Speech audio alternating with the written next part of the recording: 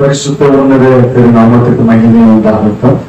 கர்த்தர் தாமே ஒவ்வொரு வாரமும் கிருபையா இந்த மாலை ஆராதனையில ராக்கால ஆசீர்வாதம் வருகை எல்லாம் பார்த்து கொண்டு வருவோம். ராக்கால கிரியைகள், ராக்காலத்தின் ஆசீர்வாதங்கள், ராக்காலத்தின் வருகைகள் இதெல்லாம் நம்ம ஒவ்வொரு வாரமும் தொடர்ந்து பார்த்து கொண்டு வருகிறோம். கர்த்தருக்கு ஸ்தோத்திரம். கடைசியாக இப்பொழுது ஆவி ஆத்மா சரீரத்தில் நிற்கிறோம். பிதாகுமாரன் பரிசுத்த ஆவியானவர் எப்படி முழுவதும் ஒருவராய் திரித்துவத்தில தேவனாய் இருக்கிறார்களோ அதே போல திரித்துவத்தில ஆவி ஆத்மா சரீரம் இது மூன்றும் ஒரே நபருக்குள்ள இருக்குது. ஆவியை குறித்து நாம் கடந்த 2 வாரங்களுக்கு முன்பாக நாம் பார்த்தோம். அது எப்படி செயல்படுகிறது, ஆவி யாரால வந்தது எல்லாம் நம்ம தெளிவா பார்த்தோம். ஆவி தேவன் தந்தது. அந்த ஆவிக்கு சொந்தக்காரர் உரிமையாளர் தேவன். அந்த ஆவி மறுபடியும் தேவனிடத்துல போய்விடுகிறது.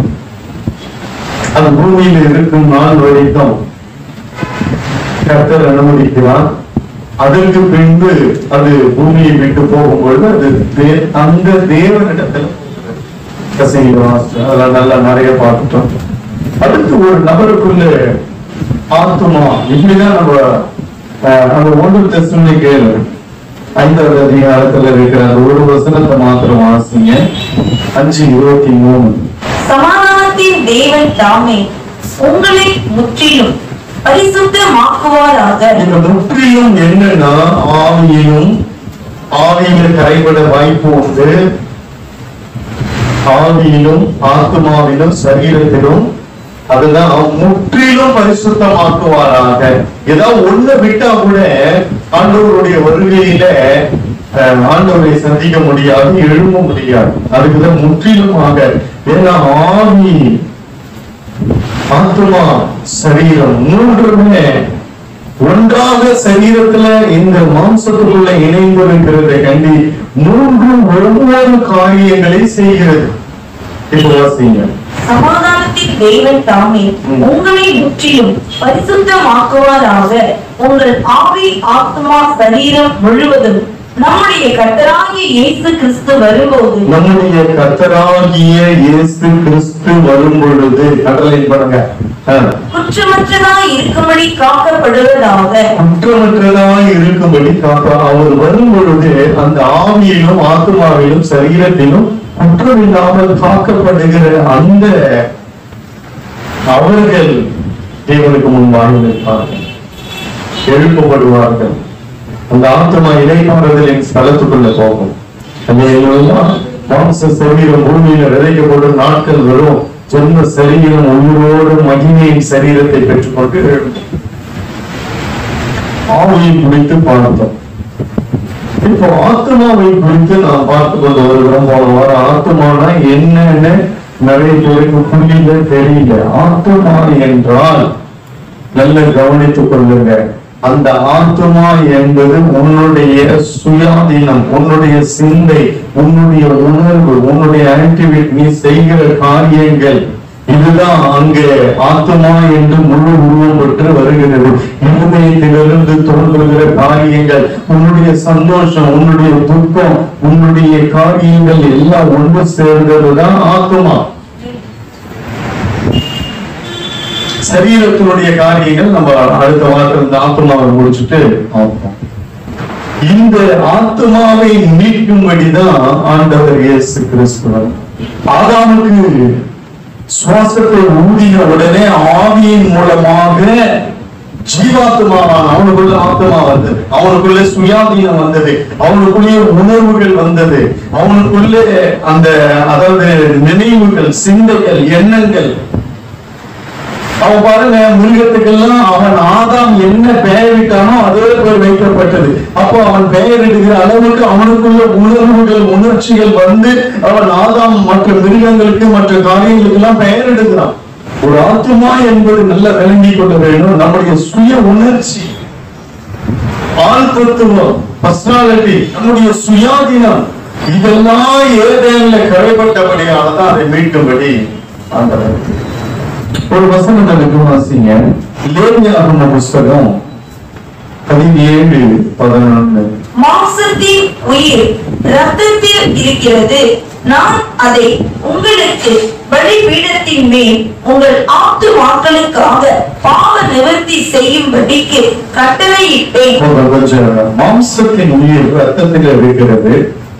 நான் அதை உங்களுக்கு பலிபீடத்தின் மேல் உங்கள் ஆத்துமாக்களுக்காக, உன்னுடைய சிந்தனை, எண்ணம், உணர்வுகள், உன்னுடைய சுயாதீனம், உன்னுடைய மகிழ்ச்சி, சந்தோஷம், உன் இருதயத்தில் இருந்து புறப்பட காரியங்கள் எல்லாவற்றையும் கரைப்படுத்தப்பட்டால் அதுக்கு பாவ நிவர்த்தி செய்யாத அந்த ஆத்மா, அந்த ஆத்மாவுக்கு பாவ நிவர்த்தி செய்யும்படிக்கு கட்டளையிட்டேன்.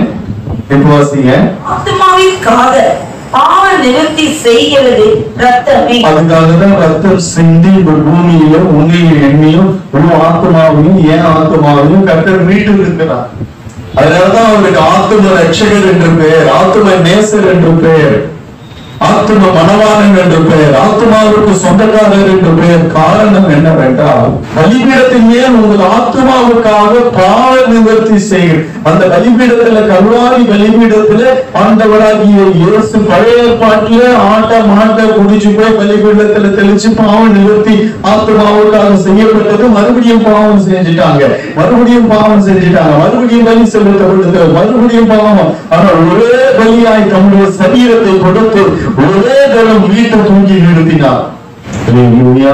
ஒரே தடவை மீட்டபடியால எப்ப வேணாலும் நம்ம கரைப்படும் பொழுது, சிந்தையில கரை வரும் பொழுது, எண்ணத்துல கரைப்படும் பொழுது, நம்ம உள்ளத்துல கரைப்படும் பொழுது, நம்ம ஆண் தத்துவத்துல, சுயாதீனத்துல, நம்ம நினைக்கிற நினைவுகளில் கரைகள் வரும் பொழுது உடனே இயேசுவே நம்முடைய ரத்தத்தால கழுவு பலிபீடத்தால என் ஆத்மாவை நீர் பாவ நிவர்த்தி செய்திருக்கிறீர் என்று சொல்லும் பொழுது நம்முடைய ஆத்மாவை சுத்த கழுவி பரிசுத்தமாய் நிறுத்தும்.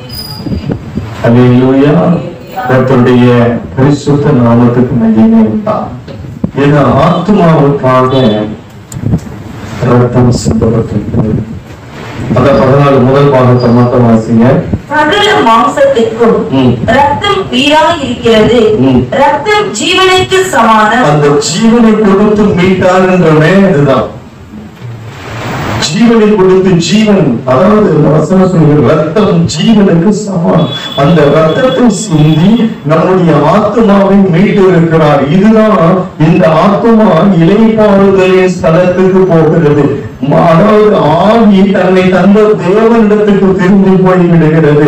ஆவி போன உடனே ஆத்மாவும் போயிடும், சரீரம் மாத்திரம்தான் புதைக்கப்படும். அது கூட ஆண்டவர் வருகையில அந்த சரீரம் தன்னை காத்துக்கொண்டு நடந்திருந்தால், ஆண்டவருக்குள்ளே இருந்திருந்தால், கிறிஸ்துவுக்குள்ளே மரணம் வந்திருந்தால், கிறிஸ்துவுக்குள்ளே இருந்து மரித்திருந்தால் அந்த சரீரம் மீட்கப்படும். கடைசி நாட்கள் எல்லாரும் எழுந்துப்பாங்க. கடைசி நாள்ல நன்மை செய்தவர்கள் நன்மை அனுபவிக்கும்படி, தீமை செய்தவர்கள் தீமை அனுபவிக்கும்படி எல்லாரும் எழுந்திருப்பாங்க. ஒரு பக்கம் கீழே போவோம், ஒரு பக்கம் மேல போவோம். நியாய தீர்ப்பு வரும். அன்னைக்கு எல்லாத்தையும் கட்ட பிடிச்சு விட்டுருவார். அதாவது இந்த ஆத்மாவை எப்படி காத்துக்கொள்ள முடியும்? நம்முடைய எண்ணங்கள், சிந்தைகள், நம்முடைய சுயாதீனங்கள், நம்முடைய செயல்கள், நம்முடைய மனுஷ சித்தம் செய்கிறது, இதெல்லாம் எப்படி நம்ம காத்துக்கொள்ள முடியும் என்றால், முதலாவது ஆவி தேவனோடு தொடர்பு உள்ளது. அல்லேலூயா. ஆவியிலே உயிர்ப்பிக்கப்பட வேண்டும் என்று சொன்ன காரணம் என்ன?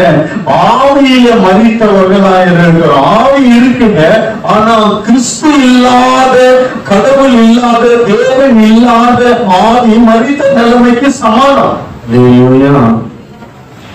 அப்போ அந்த ஆவி தேவனோடு தொடர்பு இருக்கணும். அந்த தொடர்பை வைத்துக் கொள்ளும்படிதான் ஆதாமை உண்டாக்கி அவனுக்குள்ளே தம்முடைய சுவாசத்தையே கொடுத்தார். தம்மை போலவே உண்டாக்கினார், தனது சாயலாக உண்டாக்கினார்.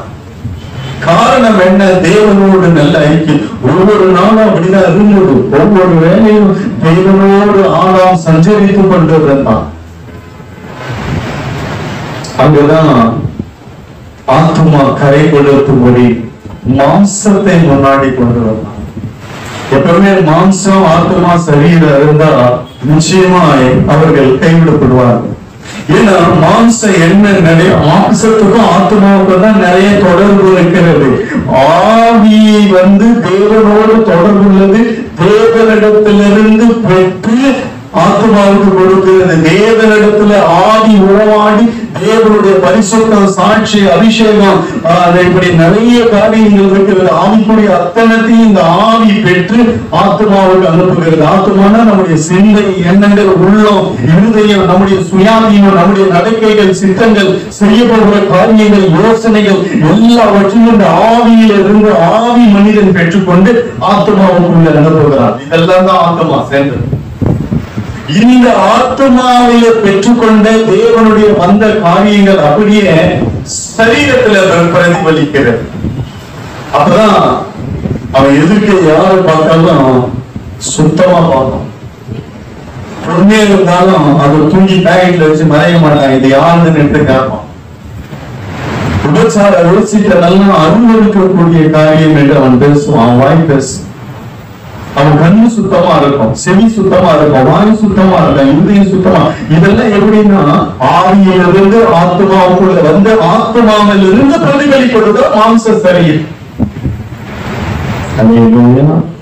இன்னைக்கு பிசாசு தலைக்கு. அதனாலதான் எங்க ஏதேன் தோட்டத்துல எப்படி குழி வச்சான், சாத்தான் எப்படி அங்க கிரியை செய்தான்னா அங்கே புசிக்கும், பார்வைக்கும் எல்லாம் எப்படி மாம்ச சரீரம், புசிக்கு, வாய், கண்ணு, ஐம்புலன்கள் இருக்கிறது. எல்லாம் மாம்சத்தை சேர்ந்தது. கை, கால் எல்லாம் மாம்சத்தை சேர்ந்தது. உன் கையை நினைச்சவர் செய்து பாருங்க. இது எப்படின்னா ஆத்மாவிலிருந்து ஆவியிலிருந்து ஆத்மாவிலிருந்து வந்தா உன் கை சுத்தமா இருக்கும். உன் கால் பரிசுத்த நடை. உன் கால் விபச்சாரத்துக்கு, தீவிர தவறான காரியத்துக்கு எங்கேயுமே உன் கால் நடக்காது. தேவனுடைய ஆலயத்துக்கு வரும். உன் கால் பரிசுத்தமா இருக்கும்.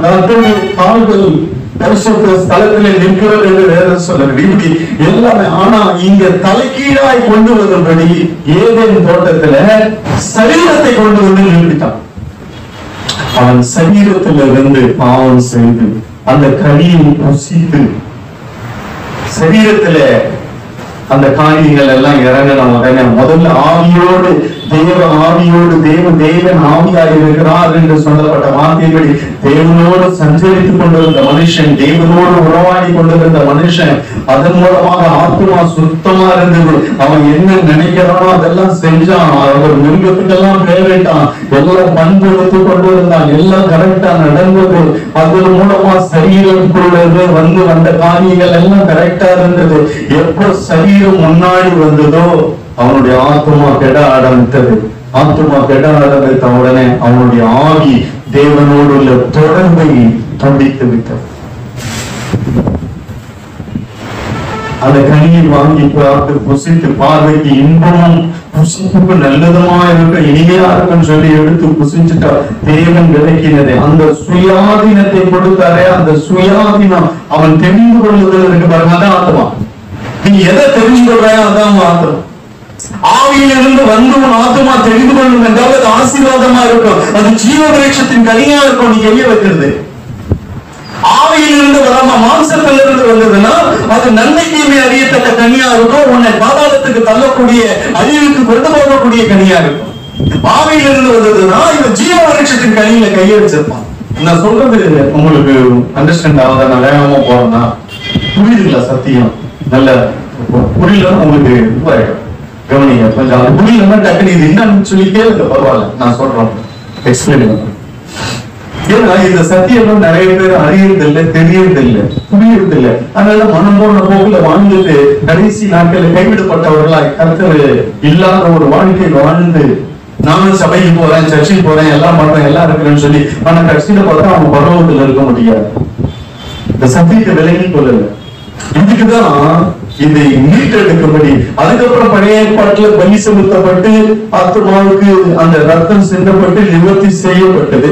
ஆனா மறுபடியும் அவங்க தொடர்ந்து திருப்பியும் பாவம் செய்து திருப்பியும் ஆடையை மாட்டியும் அடிச்சு ஒரே நேரம் தன் ஜீவனை கொடுத்து ரத்தத்தை சிந்தி கர்த்தர் நம்ம ஆத்மாவை அல்லேலூயா. அதான் ஆத்மாவுக்கு சொந்தக்காரர்னு சொன்னேன். ஆவிக்கு சொந்தக்காரர் தேவன், ஆத்மாவுக்கு சொந்தக்காரர் இயேசு, சரீரத்துக்கு சொந்தக்காரர் பரிசுத்த ஆவியானவர் என்று சொன்னேன். அது வரும் சரீரத்துக்கு வரும்போது நான் திருப்பி விளக்கமா உங்களுக்கு சொல்லுறேன். இப்போ ஒரு சில வசனத்தை மாத்திரம் வாசி. ஏன்னா ஆத்மா வாழும். அதுக்கு அடையாளம் 3 யோவான் 1:2 வாசிங்க. முதல் அதிகாரம் 2வது வசனம். பிரியமானவனே, உன் ஆத்துமா வாழ்கிறது போல. அப்போ ஆத்மா வாழணுமா? ஆத்மா வாழ்கிறது போல நீ எல்லாவற்றிலும் வாழ்ந்து சுகமாய் இருக்கும்படி வேண்டுகிறேன். அப்போ ஆத்மா வாழ்ந்ததுன்னா, ஆத்மா வாழும் என்றால் ஆத்மாவை வாழ வைக்கிற இயேசு உனக்குள்ள இருந்தால் நீ எல்லாவற்றிலும் சுகமாய் வாழ்ந்து நல்லா இருப்ப. அப்போ ஆத்மா நித்தியமா இருக்கும். சொல்லுங்க. அழிவுக்கு விழுகிற ஆத்மா வேற, அதை விட்டு அதை பத்தி நம்ம பேச வேணாம். ஆண்டவர் இல்லாத ஆத்மாக்கள் அழிவை சந்திக்கும், வேதனையை சந்திக்கும், துன்பத்தை சந்திக்கும். ஆனா நம்முடைய நினைவுகள் எல்லாம் அப்படியே இருக்கும்னு சொன்னேன். அந்த லாசரு கதையை உங்களுக்கு சொன்னேன். அந்த ஐஸ்வர்யவான் இங்கிருந்து பார்க்கலாம். ஆபிரகாம் தெரியுது, லாசருன்னு தெரியுது, தன் சகோதரர்களை குறித்து என்ன இருக்கிறது, இங்க வரக்கூடாது என்ற ஒரு எண்ணம் இருக்கிறது. 2வது, அங்க என்னால தாங்க முடியாத வேதனையா இருக்கு, ஒரே ஒரு சொட்டு தண்ணியை கொடுங்க கேட்கறான். அப்ப சரீரத்தின் உணர்ச்சிகள் இருக்கிறது.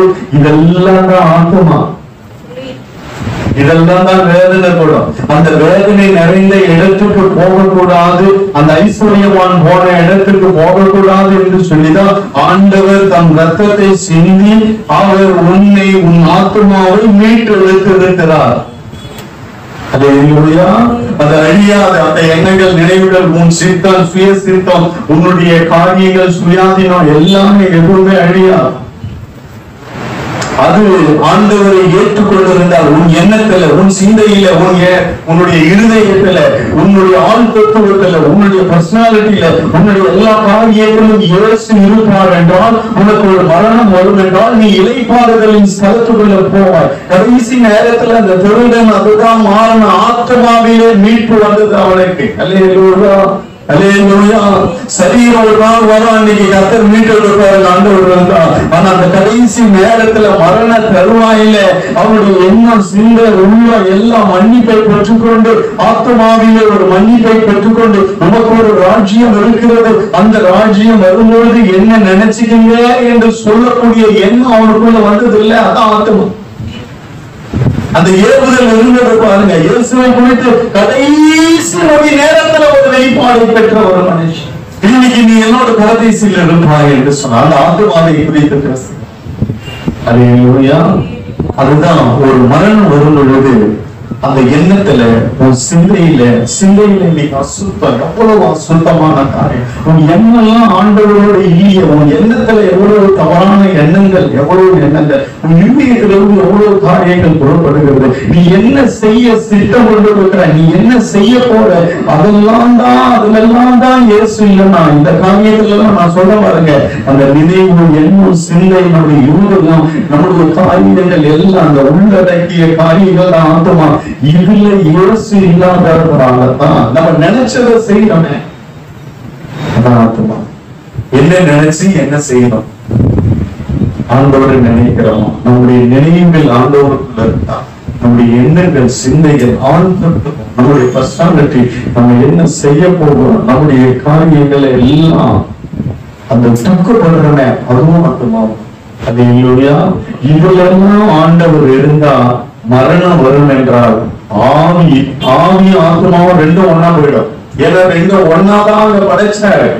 ஏதேன் தோட்டத்துல சுவாசத்தை ஊதின, தன்னுடைய ஆவியை ஊதி, தன்னுடைய சுவாசத்தை ஊதின உடனே அவன் ஜீவாத்மாவான். அப்போ ஆவி போனா ஆத்மாவும் போயிட வெளியே. அந்த ஆத்மா தான் அந்த ஆவி தன்னை தந்த தேவனிடத்துல போகிறது.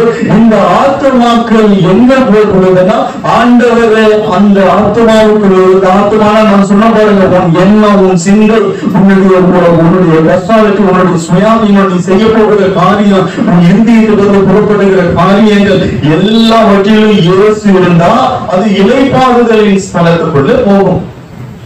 அங்க வைக்க காக்கப்பட்டிருந்த ஆண்டவர் வரும் பொழுது, ஆண்டவர் வரப்போகிறார் சொல்றமே, அவர் வரும் பொழுது அந்த ஆத்மாக்களை எல்லாம் தன்னோடு கொண்டு போயிடுவார். அது வரைக்கும் அது இளைப்பாறுதலின் ஸ்தலத்துல இருக்கும். அதை போகிறாங்க செத்தவன் தான் போட்டுருக்காங்க. அது ஒரு பெட்டிக்க என்னன்னா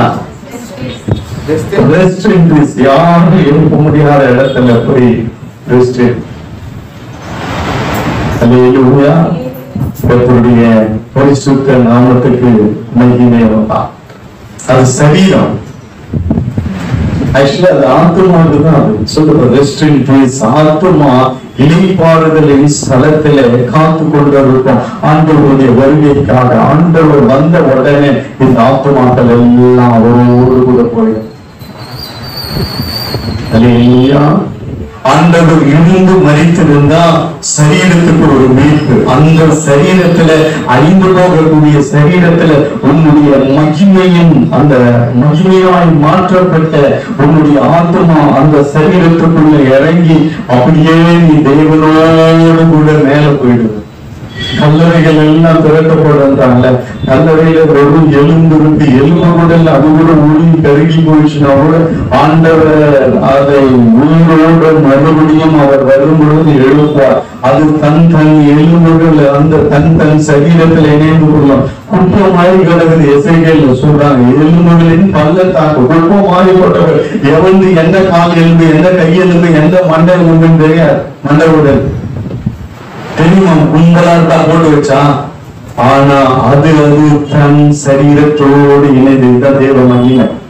அல்லேலூயா. அவர் வரும்பொழுது இது நடக்கும். சரீரத்தை குறித்து பார்க்கும் பொழுது நம்ம பார்க்கலாம். ஆத்மாவை குறித்து இன்னும் கொஞ்சம் ஒரு 4-5 வசனம் சொல்றாரு, தெரிஞ்சு கொள்ளுங்க, தெளிவுபடுத்திக் கொள்ளுங்க. ஆத்மானா என்னன்னே தெரியாம இருக்கிறாங்க. அப்படின்னா என்னன்னு தெரியலையே. ஆத்மானா அது ஏதோ ஒரு பொருளா?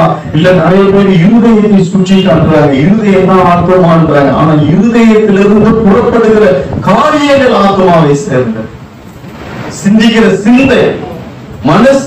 இப்ப திடீர்னு யாரோ ஒருத்தர் எதை பேசிட்டாலும் நம்ம உள்ள உடைக்கப்படுது. அதான் ஆத்மா, அந்த மனசு. இன்னும் ஒரு சில வசனத்தை சொல்லுகிறேன். ஏசியா 38:17 திருப்பிக் கொள்ளுங்க. இதோ சமாதானத்துக்கு பதிலாக மகா கசப்பு வந்திருந்தது.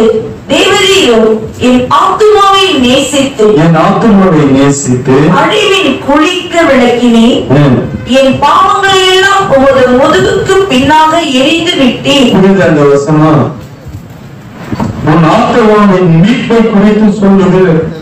உன் ஆத்மாவிலே வந்த பாவங்களை எல்லாம் முதுகுக்கு பின்னாக எரிந்து விடுவார்.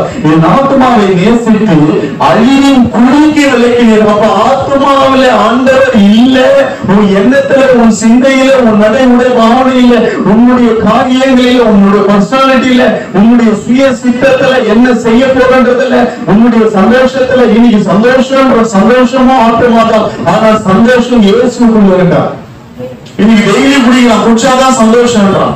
சிகரெட் குடிச்சாதான் சந்தோஷம்ன்றான். இப்படி நிறைய பாவ காரியங்களை செஞ்சுட்டு அதுலதான் உலக லைஃப் சந்தோஷமா இருக்கு. சினிமா படம் பார்க்குது சந்தோஷமா, கையை தட்டி சிரிக்குது, அதுல சந்தோஷம் இருக்கு. அதுதான் ஆத்மா. அந்த சந்தோஷத்திலையும் ஆண்டவர் இல்ல, உலகம் இருந்ததுன்னா நீ கைவிடப்படுது. அந்த ஆத்மா அழிவின் குழி அங்கதான் போவோம். ஆத்மா ஆண்டவர் இல்லாத ஆத்மா. இன்னைக்கு சந்தோஷப்படுறோம். உலக சந்தோஷமா, ஆணைக்குரிய சந்தோஷமா? கர்த்தர் எது செஞ்சாங்க, அது செஞ்சாங்க, இப்படி நடத்தாருங்க, இன்னைக்கு என்ன அபிஷேகம் பண்ணாருங்க, இன்னைக்கு என்ன தொட்டாருங்க, இன்னைக்கு நான் 10 பாட்டு பாடினேங்க, இன்னைக்கு முன்னாடி எப்படி இருந்தேன், பயங்கரமா இருந்தேன், இப்ப என்ன மாத்தி இருக்கிறாருங்க, அதுல அப்படியே சந்தோஷப்படுறாங்க பாருங்க. அந்த ஆத்மா இளைப்பாறுதலின் ஸ்தலத்துக்குள்ள போகும். உலக சந்தோஷத்துல லைஃப் அது நடக்குது, இது நடக்குது, இங்க போலாம், அங்க போலாம், இவங்க பேசுறது, அதை பேசுறது, இப்படி உலக சந்தோஷத்துல இருக்கிற சந்தோஷமும் ஆத்மாவை சேர்ந்தது. அல்லேலூயா. துக்கம் ஆத்மாவை சேர்ந்தது. எதுல துக்கம்? ஐயோ, இன்னைக்கு நான் சர்ச்சுக்கு போகல, இன்னைக்கு நான் ஜெபம் பண்ணலையே, இன்னைக்கு நான் வேதத்தை வாசிக்கலையே, இன்னைக்கு நான் கர்த்தரை துதிக்கலையே, இன்னைக்கு பரிசுத்தத்தை விட்டுட்டேங்க. இப்படி உனக்கு துக்கம் இருக்கிறதா? இல்ல வேற உலக மயக்க துக்கம் இருக்கிறதா? உன் துக்கம் ஆத்மாவை சேர்ந்தது என்று அடையாளப்படுத்துகிறது வேதம். நான் நிறைய வசனம் சொல்ல போறேன். அல்லேலூயா. எதை குறித்து துக்கம்? துக்கமும் ஆத்மாவுக்குள்ள அதுக்குள்ள இருக்கிறது. இப்ப இந்த சரீரத்துக்குள்ள எத்தனை அவயம், கண்ணு, மூக்கு, வாய், காது, கை, காது, இன்னும் என்ன இருக்கு உள்ள, எல்லாம் எவ்வளவு பார்ட் இருக்கு. இதெல்லாம் சேர்ந்ததான முழு சரீரமா சொல்றோம். அதே போலதான் இதெல்லாம் சேர்ந்ததுதான் முழு ஆத்மா. இதை மீட்கணும் தான் வந்தாரு ஆண்டவர் இயேசு. நம்மளுக்கு ஒன்னும் சரியா புரியல, ஆண்டவர் எதுக்கு வந்தாருன்னே தெரியல. ஏதோ வந்தாரு, என்னை மீட்டாரு. என்ன மீட்டாரு? எவ்வளவு பெரிய பயங்கரமான மகிமையான காரியங்களை செய்திருக்கிறார் புரியல. ரட்சிப்பை நம்ம அசட்டையா நினைக்கிறோம். என்ன ரட்சிப்பு? ஆத்ம ரட்சிப்பு.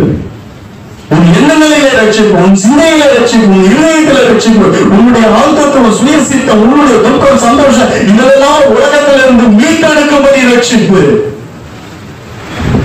இதுக்குதாங்க ரத்தம் சிந்தனை. ஆத்மாவை மீட்டெடுப்பது ரத்தமே. அல்லேலூயா. தேவரீரோ என் ஆத்மாவை நேசித்து அழிவின் குழிக்கு, பல குழிகள் இருக்கிறது, வேதனை நிறைந்த இடம். அதான் அந்த ஐஸ்வர்யாவன் போனான் பாருங்க, குழியில தான் இருந்தான். ஒரு பிளவு இருந்தது, பள்ளம் இருந்தது. இங்கிருந்து பாக்குறான். காலையில பார்த்தா வாசல்ல என் டேபிள் கீழே உட்காந்துட்டான். இப்ப பார்த்தா கொஞ்ச நேரத்துக்கெல்லாம் ஆவரணம் மடியில இருக்கிறானே. நான் நல்லா மெழுகா வஸ்திரம் தெரிவித்து நல்லா சாப்பிட்டு நல்லா சம்பளமா இருந்தேன். ஆனா நான் இப்படி அழிவின் குழிக்கு வந்துட்டேன். காரணம் என்னன்றதை யோசித்துக் கொள்ள கர்த்தருக்கு ஸ்தோத்திரம். எஸ்ஐயா 53:12 வாசிங்க. அவர் தம்முடைய ஆத்துமாவை மரணத்தில் ஊற்றி அக்கிரமக்காரரில் ஒருவராக எண்ணப்பட்டு அநேகருடைய பாவத்தை தாமே சுமந்து, அநேக ஆத்மாவில் இருக்கிற, ஏன்னா ஆத்மாவை அவர் ஊற்ற காரணம் என்ன? அவருடைய எல்லாம் அடக்கப்பட்டு, ஒடுக்கப்பட்டு, அடிக்கப்பட்டு, ரத்தம் வரவழைக்கப்பட்டு அங்கே ஒடுக்கப்பட காரணம் என்ன? உன் ஆத்மாவை மீட்கும்படி அநேகருடைய பாவத்தை தாமே சுமந்து அக்கிரமக்காரருக்காக வேண்டிக் கொண்டதன் நிமித்தம் அநேகரை அவருக்கு பங்காக கொடுப்பேன், பலவான்களை அவர் தமக்கு கொள்ளையாக பங்கிட்டுக் கொள்வார். ஆமென். அநேகரை அவருக்கு பங்காக கொடுப்பேன். ஏன் பங்காக கொடுக்கிறார் என்றால், எல்லா ஆத்மாவுக்காக இந்த ஒரு ஆத்மா மரணத்தில் ஊற்றப்பட்டது. இது நிறைய விலைக்கு சொல்லலாம், நான் வசனம் நிறைய இருக்கு, அதனால சும்மா ஒரு ஹெட்டிங் மட்டும் உங்களுக்கு கொடுத்துட்டு போறேன். டக்கு இன்னொரு வசனம் இருக்கு. எல்லாம் 16:38 வாசிங்க. தங்கள் ஆத்துமாக்களுக்கு கேடு உண்டாக்கின அந்த பாவிகளின் தூப கலசங்களை பலிபீடத்தை மூடத்தக்க தட்டையான தகடுகளால் அடிக்க கடவர்கள். அவர்கள் கர்த்தருடைய சன்னதியில் அவைகளை கொண்டு வந்ததினால் அவைகள் பரிசுத்தமாயின. அவைகள் இஸ்ரவேல் புத்திரருக்கு ஒரு அடையாளமாய் இருக்கும் என்றார். தங்கள் ஆத்துமாக்களுக்கு கேடு உண்டாக்கின அந்த பாவிகளின் தூப கலசங்களை பலிபீடத்தை மூடத்தக்க தகுதாய் அடி. அதாவது உங்களுக்கு நல்ல தெரியும், கர்த்தருடைய அக்கினி பற்றி எரிகிறது. இங்கே இவர்கள் ஒரு அக்கினியை கொண்டு வந்து அந்நிய அக்கினியை தூப கலசத்துல போட்டு பலிபீடத்தில் இருக்கிற அக்கினியை தான் கொண்டு வரணும். பலிபீடத்துல இருந்து, அதாவது ஆண்டவராகிய இயேசு கிறிஸ்துவுடைய பலியின் பலி அக்கினி தான் பாவ நிவர்த்தி செய்யும். அந்நிய அக்கினி பாவ நிவர்த்தி செய்யாது. அந்நிய அக்கினி, அந்நிய பலிகள் உன்னை பகவத்துக்கு கொண்டு போகாது, உன்னை இளைப்பாறுதலின் ஸ்தலத்துக்குள்ள விடாது. அந்நிய அக்கினி உன்னை இயேசுவென்று நெருங்க விடாது. அவர்கள் வைத்திருக்கிற ஆசீர்வாதத்தை சுதந்திரிக்க முடியாது. இவர்கள் பலிபீடத்தில் இருக்கிற அக்கினியை கொண்டு வந்து அதன் மூலமாக ஆத்மாவுக்கு பாவ நிவர்த்தி செய்யாமல் அந்நிய அக்கினியை கொண்டு வருகிறார்கள். அந்நிய காரியங்களை கொண்டு வருகிறார்கள். அந்நிய அக்கினி ஒரு நாள் உன் ஆத்மாவுக்கு பாவ நிவர்த்தி செய்ய முடியாது. தங்கள் ஆத்மாக்களுக்கு கேடு உண்டாக அவர்கள் அந்நிய அக்கினியை கொண்டு வந்தார்கள். அவர்களுக்கும் கேடு உண்டாகிறது மாத்திரமல்ல, மற்ற ஆத்மாக்களுக்கும் கேடு உண்டாகும்படி அங்கே அந்நிய அக்கினியை கொண்டு வருகிறார். அந்நிய காரியங்கள், அந்நிய எப்படி சொல்றது புரிஞ்சு கொள்ளுங்க. அந்த காரியங்கள் எல்லாம் உன் ஆத்மாவை மீட்டெடுக்க முடியாது. உன் ஆத்மாவை மீட்டெடுத்த ஒரே தெய்வம், ரத்த சிந்தி ஜீவனை கொடுத்த ஆண்டவர் இயேசு கிறிஸ்து மாத்திரமே. வேற யாராலையும் உன் ஆத்மாவை மீட்க முடியாது. அல்லேலூயா. கர்த்தருடைய பரிசுத்த நாமத்துக்கு மகிமை. ஆத்மாவுக்காக ரத்தம் சிந்தப்படுதல் வேண்டும். அந்த ரத்தத்தை பலிபீடத்துல, அதுவும் அல்லேலூயா, பலிபீடம் என்பது கல்வாரி பலிபீடம். அந்த பலிபீடத்துல உனக்காக, எனக்காக, உன் ஆத்மாவுக்காக, என் ஆத்மாவுக்காக ரத்தம் சிந்தி தன்னையே பலியாக கொடுத்தவர் அவர் ஒருவர் மாத்திரமே உன் ஆத்ம நேசர், ரட்சகர், மீட்பர். அந்நிய அக்கினி ஒன்றும் ஆத்மாவை மீட்க முடியாது. உலக காரியங்களும் ஆத்மாவை மீட்க முடியாது. அல்லேலூயா. கர்த்தருடைய பரிசுத்த நாமத்துக்கு மகிமை உண்டாகட்டும். என்னுடைய வசனம் இருக்கு, வாசிங்க. 33:22 தெரிந்து கொள்ளும். அவன் ஆத்துமா பாதாளத்துக்கும் அவன் பிராணன் சாவுக்கும் சமீபிக்கிறது. அதாவது இந்த துன்மார்க்கர், துஷ்ட மனுஷர்களை குறித்து கர்த்தர் இல்லாம மனம் போன போக்குல வாழ்ந்தவர்களுக்கு அது முன்னாடி வசனங்கள் எல்லாம் வாசிச்சா 7:34 உங்களுக்கு தெரியும். அதுக்கப்புறமா சொல்றதுதான் 22வது வசனத்துல, அவன் ஆத்மா பாதாளத்துக்கும் அவன் பிராணன் சாவுக்கும் சமீபிக்கிறது.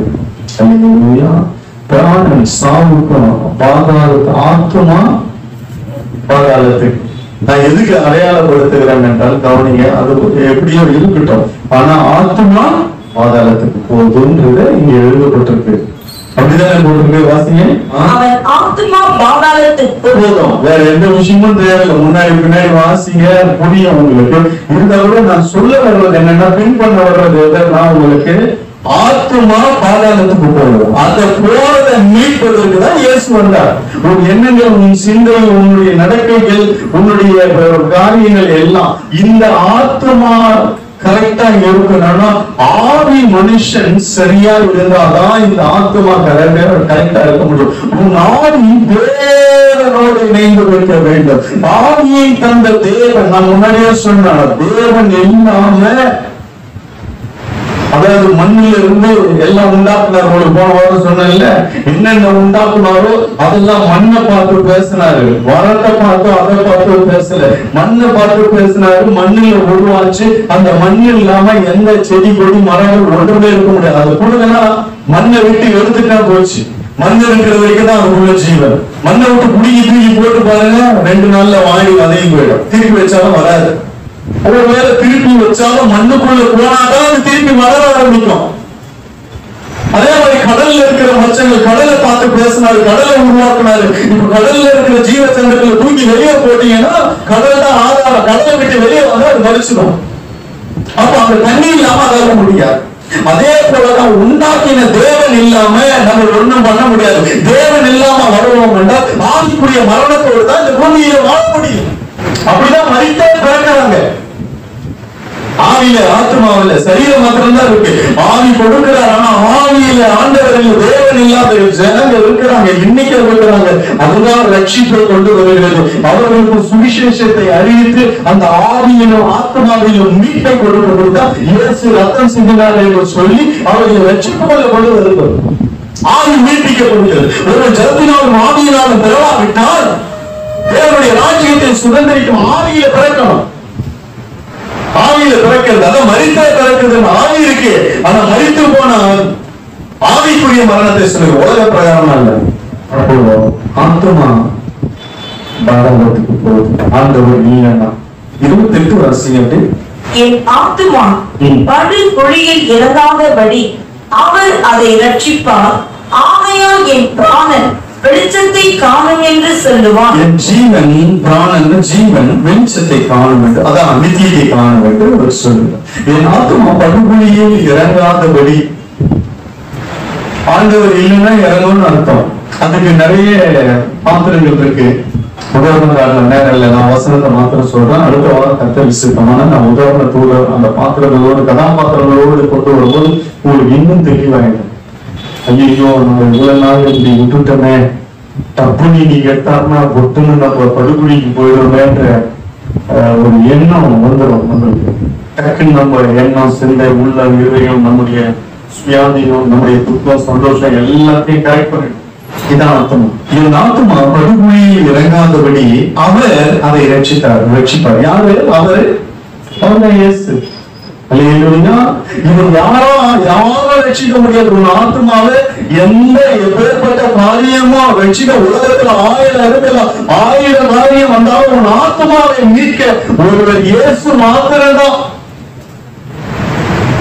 அல்லேலூயா. கர்த்தருடைய பரிசுத்த நாமத்துக்கு மகிமை.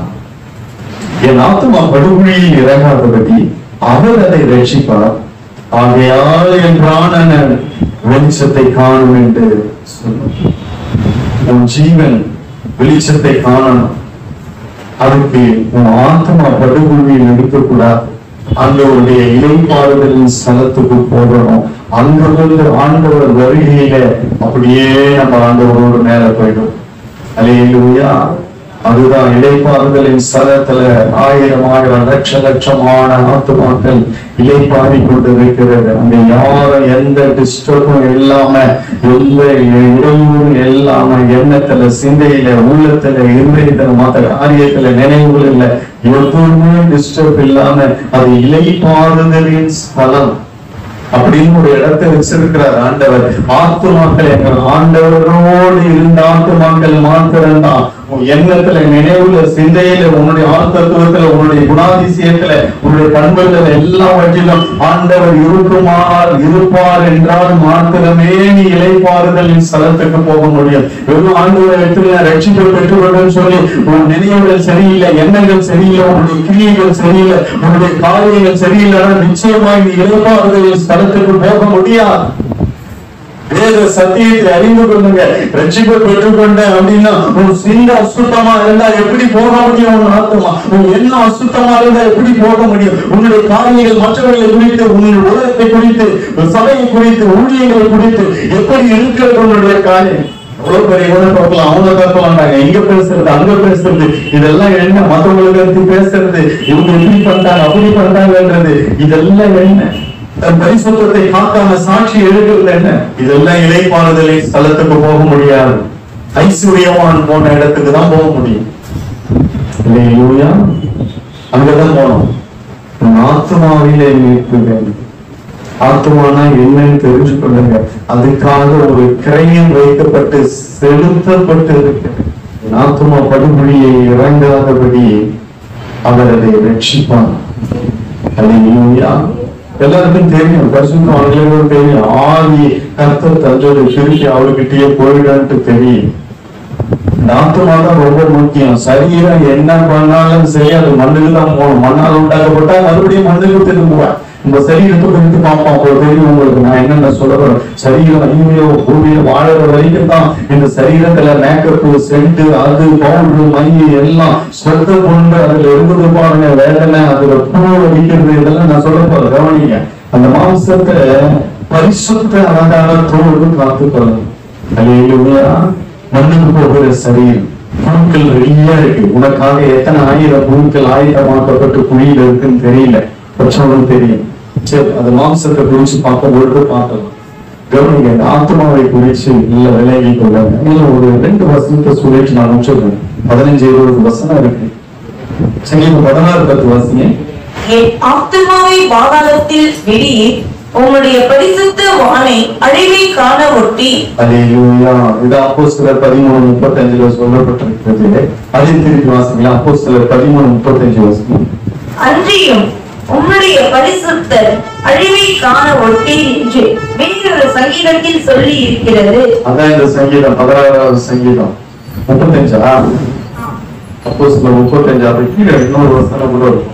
33-34 வாசிங்க. அப்படியே வாசிச்சுவாங்க. இயேசுவை எழுப்பினதினாலே தேவன் நம்முடைய பிதாக்களுக்கு அருளி செய்த வாக்கு தத்தத்தை அவர்களுடைய பிள்ளைகள் ஆகிய நமக்கு நிறைவேற்றினார் என்று நாங்களும் உங்களுக்கு சுவிசேஷமாய் அறிவிக்கிறோம். இயேசுவை எழுப்பினதினாலே அவர் அழிவுட்படாதபடிக்கு அவரை மரித்தோரிலிருந்து எழுப்பினார் என்பதை குறித்து தாவீதுக்கு அருளின நிச்சயமான கிருபைகளை உங்களுக்கு கட்டளை இடுவேன் என்று திருவள்ளுவர் பற்றினார். அங்க ஏசாயா 55:3 சொல்றாரு, தாவீதுக்கு அருளின நிச்சயமான கிருபை ரட்சிப்பின் கிருபை. அல்லேலூயா. நம்ம வேற என்னவோ நினைச்சுட்டு இருக்கோம். தாவீது சிங்காசனத்துல உட்கார வச்சிட்டாரு, அந்த கிருபை நினைச்சுட்டு இருக்கோம். தாவீதை உயர்த்தினார், அந்த கிருபை இல்ல, ரட்சிப்பின் கிருபை. அதுதான் 16:10 வாசிக்கிறோம்.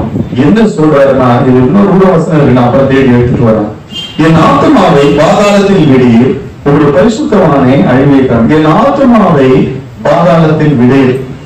3வது நாள் அந்த ஆத்துமா ஆண்டவர் இயேசு கிறிஸ்து உயிரோடு எழுந்தார்.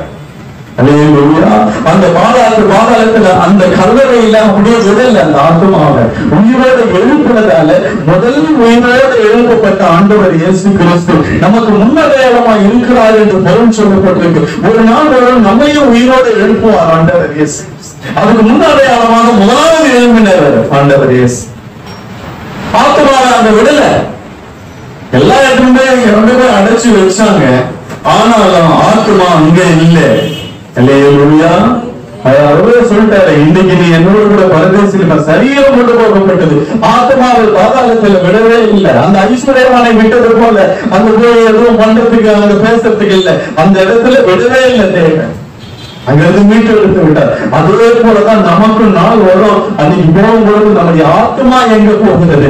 ஆவி தந்த தேவனிடத்துல போயிடுங்க. நம்ம ஆவி இருக்கிற வரைக்கும் தான் நம்ம நடமாட்டம் எல்லாமே. ஆவியின் மனுஷன்ல உள்ளான மனுஷன்ல புதிதா ஆவியில இருந்துதான் ஆத்மாவுக்கு வரும்.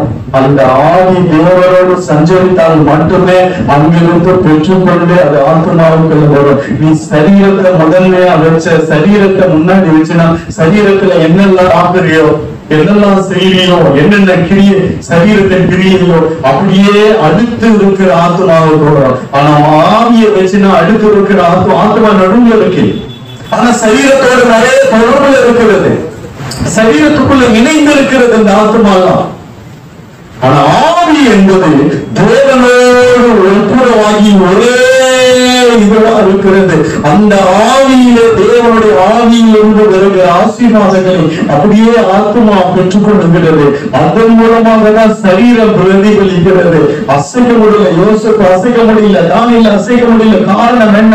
அவர்கள் ஆவியில வாழ்ந்த மனுஷர்கள். இவரை போல தேவ ஆவி பெற்ற ஒரு மனுஷன் இருக்கிறானா? யோசிப்பை குறித்து சொல்லப்பட்டிருக்கிறது, தானியில குறித்து இவருக்குள்ள விசேஷித்த ஆவி இருக்கிறது என்று சொல்லப்பட்டிருக்கிறது. காரணம் என்ன? இவர்கள் எல்லாம் ஆவியில தேவனோடு சஞ்சரித்தவர்கள். அதனால ஆத்மாவை டச் பண்ண முடியல. ஆத்மாவிலிருந்து சரீரத்துக்கு வந்தபடியால் சரீரத்திலிருந்து ஒரு பாவ கிரியை அவர்களிலிருந்து வெளிப்படல. கண்களை மூடி நாம் சொல்லிப்போம். இன்னும் கொஞ்சம் வசனத்துக்கு கருத்தில் சுத்தமான எல்லா கண்களும் மூடுவோம். தேவ சமூகத்துல உன் ஆத்மாவை குறித்து எச்சரிக்கையா இருந்த தேவ. உன் ஆத்மா என்றால் நீ ஏதோ எங்கேயோ இருக்கிறது அல்ல. ஆத்மாவை உணர முடியும். ஆத்மா நம் சரீரத்துக்குள்ளதான் இருக்கிறது. உன் ஆத்மா எப்படி இருக்கிறது என்பதை அறிந்து செயல்படுவது இடைப்பாறுதலின் ஸ்தலத்துக்குள்ள போனோம். உனக்கு மரணம் வரும் என்றால் உன் ஆத்மாவை குறித்து எச்சரிக்கையாய் உன் ஆத்மாவை எல்லா காவலோடு காத்துக்கள். உன் ஆத்மா பரிசுத்தமா இருக்கும். ஆத்மானா என்னன்னு நான் எல்லாத்தையும் சொன்னேன். அதுல எல்லாம் பரிசுத்த காணப்பட, அதுல எல்லாம் இயேசு காணப்பட, உலகம் இல்லாதபடி காத்து உன் ஆவியின் மனுஷனை புதிதான். உன் ஆவி தேவனுடைய ஆவியோடு சஞ்சரிக்கட்டும். மாம்ச சிந்தையோ மரணம், ஆவியின் சிந்தையோ ஜீவன் என்று வேதம் சொல்லுகிறது. உன் ஆவி கரெக்டா இருந்தா, தேவனோடு இருந்தா, அதிலிருந்து வருகிறது ஆத்மாவுக்கு வரும். ஆத்மாவில் இருந்து சரீரம், அந்த சரீரத்திலிருந்து பிரதிபலிக்கும். முன்னாடி நீ சரீரத்தை வைச்சினா உலகம், அதுதான் ஆத்மாவுக்குள்ள வரும். உன் ஆத்மாவை நஷ்டப்படுத்தி விடும். அதன் மூலமாக உன் ஆவிக்குரிய மரணம் அடையும். கடைசியில் நீ நித்தியத்தை இழப்பாய். தெய்வத்திலேயே சத்தியத்தை அறிந்து கொள்ள தொடர்ந்து சத்தியத்தை காத்துக் கொண்டு நடங்க. கர்த்தர் உங்களை ஆசீர்வதிப்பார். இயேசுவின் நாமத்திலே ஆமென்.